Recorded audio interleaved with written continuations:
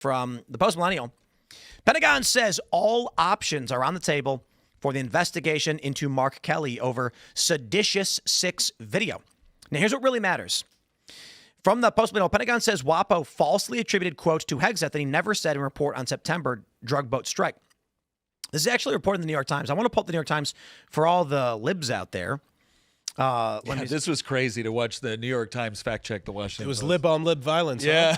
Huh? So the New York Times basically have countered what the Washington Post reported, saying Hegseth ordered a lethal attack, but not the killing of survivors, officials say.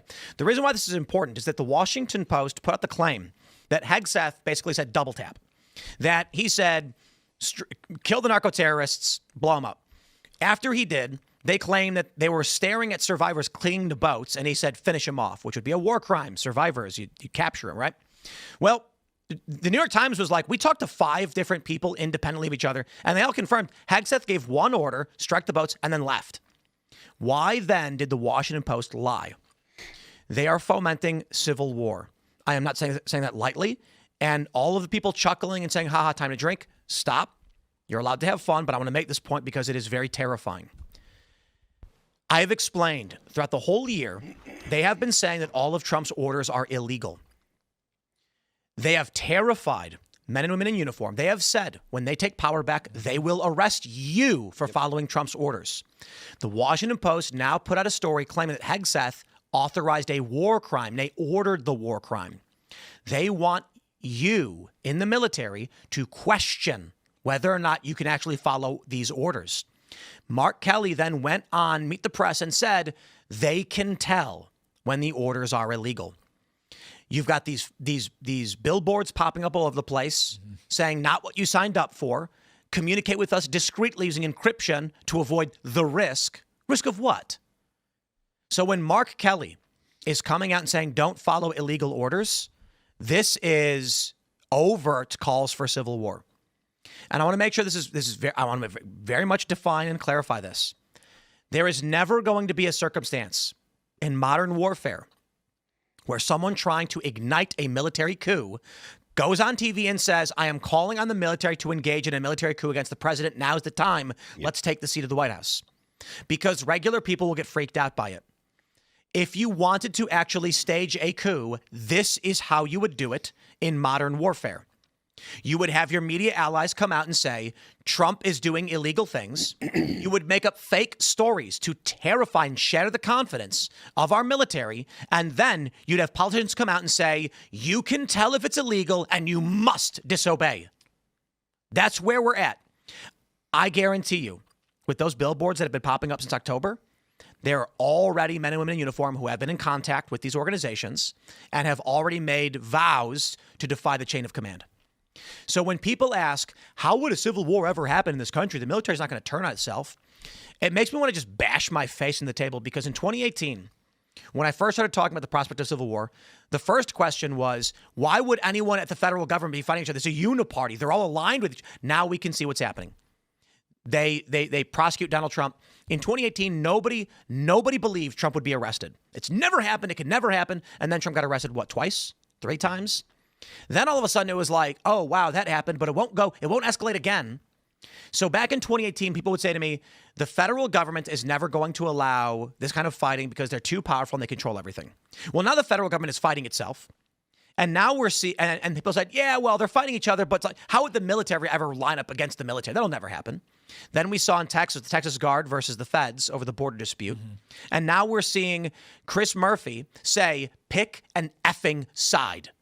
And Trump's not getting any free pass on this one when he said sedition is punishable by death. Mm. Like, this is all lining things up. I would not be surprised if we were a year away. I'm not saying it will happen. I don't know. But if a year from now, we see Gavin Newsom come out and say, I am seizing full control of the California National Guard, and I'm ordering all members of the Guard to defy federal court orders to obey Donald Trump. He is engaged in unlawful actions. You are hereby ordered to defy those actions. I wouldn't be surprised if that happens. He's already threatened to arrest DHS, ICE for wearing masks. We're already seeing criminal prosecution threats in Illinois and Oregon. It is all happening before our eyes. I think the only move Trump has right now, and I don't think he'll do it because, with all due respect, they don't have the balls to do it. I think they need to be arrested. I think they need to be charged under 18 USC 2387. I believe that Outfront and Lamar Advertising should be fined for criminal violations of 18 USC 2387. And I believe that they need to go out and actually make arrests under this.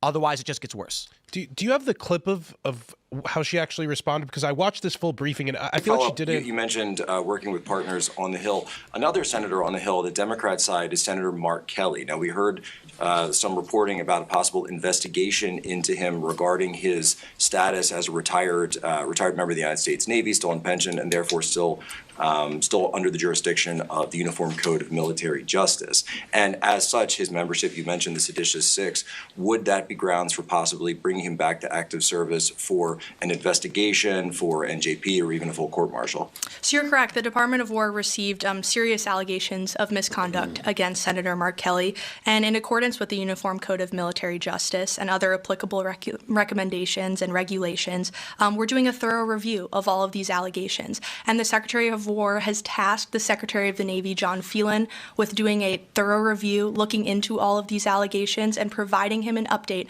on December 10th. So we will have more information to come on that. But I would just add that this despicable video that Mark Kelly participated in with the seditious six was a politically motivated influence operation that was an attempt to undermine the chain of command, to sow distrust and division in our armed forces. That is absolutely ridiculous, and it puts our warfighters at risk.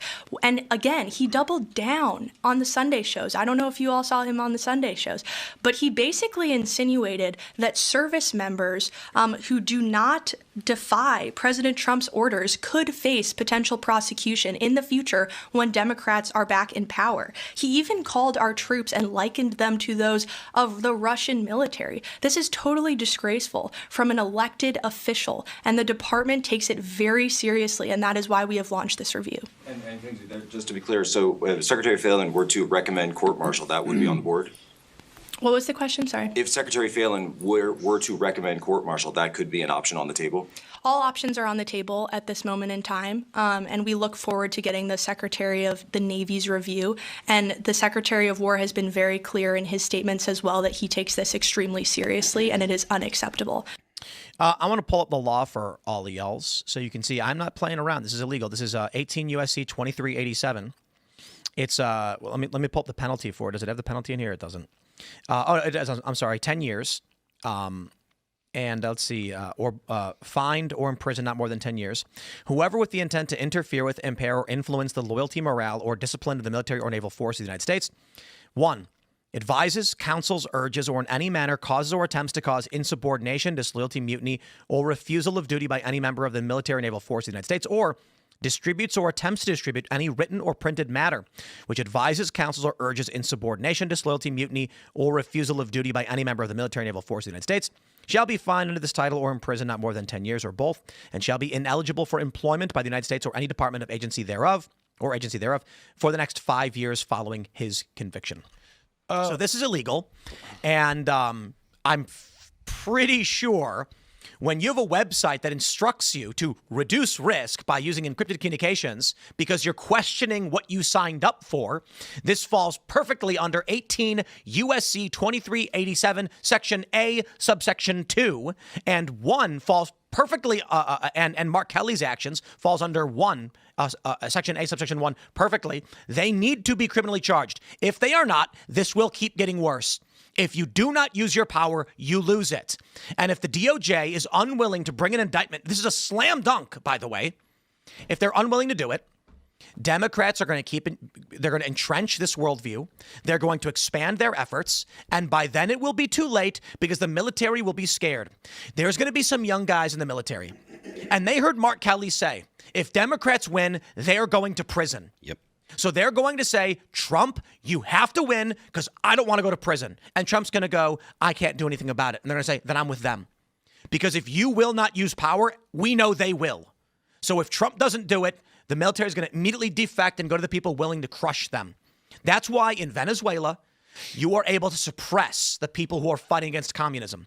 Because the military is told, we'll kill you if you defy us, but we'll feed you if you work with us. And so people are like, okay, It's better to be a soldier, well-fed and fat and happy in Venezuela than one of these impoverished poor people suffering under socialism. The military's got two choices. Are they going to follow the chain of command as they signed up to? Or are they going to follow the defectors under the Democrats? Well, the reality is, if Trump isn't going to do anything, they're going to say, look, they got a gun to my head and you won't stop them. Yeah. I mean, look, I'm still of the opinion that the government is being very precautious about any kind of legal action they take. But I do think that this is pretty clear, and I would like to see something come from the investigation. I think so. I'm always, again, my background was unconventional warfare and counterinsurgency. I mean, that's what we did as Green Berets. I'm always cautious of the idea of the whole Alinsky rule that their action is our reaction. Yep. And there is something to be said for perp walking somebody out who's then going to claim that I was simply repeating what the law is. You're obligated to not follow unlawful orders. Show me exactly where I violated this by telling service members that they don't have to follow lawful orders. What is that not true? Is that not in the Uniform Code of Military Justice? That's going to be their claim, right? And so the question is, what do you have that truly is the slam dunk? I understand the implication. And the thing that, again, there's two things about this that really piss me off.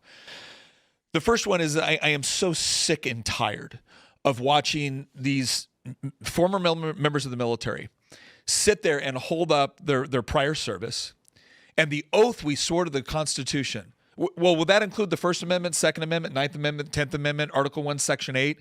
Because I've noticed you don't seem to care about those things. My wife said it best. She goes, Democrats quote the Constitution the way atheists quote the Bible. Yep. Right? There's no real commitment to it. It's a restriction on you, not them. Where were any of these? I mean, they're all saying now, we need you guys in the military. We need you. You know what? I remember when the guys in the military needed these guys when they were getting kicked out of the military by Eugene Vindman. Yep. Because they didn't want to take an experimental vaccine. Or the people who got kicked out because they had Gadsden flags on their Facebook profiles. Yes. Or a member of the Virginia National Guard that I'm trying to help right now that not only got kicked out, but barred from re-enlistment, demoted. Why? Because, he belonged to a local militia. Yeah, the local militia was actually sanctioned by their local sheriff's department and actually helped them engage in things like first responder activities. Yeah. Right? And they knew about it for 4 years, sent this guy to Soldier of the Year to represent the Virginia National Guard, and now they kicked him out. That's super frustrating that you say that, because there's a lot of people will do things. They'll sign up to help their local fire departments. They'll sign up to help their local sheriff's departments. They're like, I'm a volunteer, and the government absolutely will look at people and say, well, I don't like his politics. Yes. He's in this organization, he's in this group, and he's whatever, he's pro 2A or whatever. So we're going to say that he's a member of some kind of militia or something. And they'll target it to one individual. They won't go after the whole group. No. And so there's that, right? That aspect of it, where it's these guys are holding up their former service as justification for what they're doing now, when none of us are convinced that these guys actually care about the Constitution. The other thing that pisses me off is exactly what you said before. It's this idea of you can't follow unlawful orders. Correct. So, Mark, Senator Kelly, show me which order is unlawful.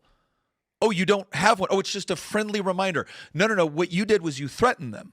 Yep. Because it's the whole idea of, how do you know it's an unlawful order? Well, it's pretty easy when you look at the Uniform Code of Military Justice in order to decipher between a lawful order and an unlawful order. Yep. Okay. But the fact that he said, we'll go after the people that follow, this is the part where it gets into a much grayer area.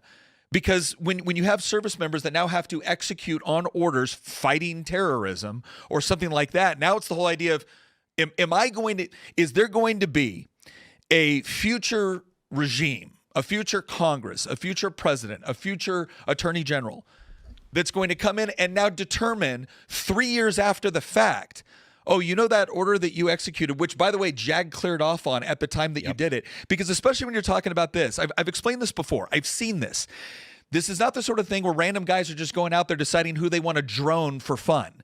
It's not some random captain saying, oh, yeah, let's go kill that guy. That's not how this works. Yeah. Okay? What you actually have when you have a common operating picture and you have a talk, you have a tactical control area, and you are actually blessing off on this stuff where it's like, okay, in S2, S3, right, JAG, Like, yep, good to go, good to go, good to go. Okay, now I execute it. Now Mark Kelly comes in and decides after the fact, that was an unlawful order and we're punishing you as well. Yeah, and your enlisted guys are listening to, you mentioned JAG. Those guys are officers. Yeah. They're lawyers. They've gone to law school and they clear it. And so these enlisted dudes, these E4s, E5s, E6s, they do what they're told.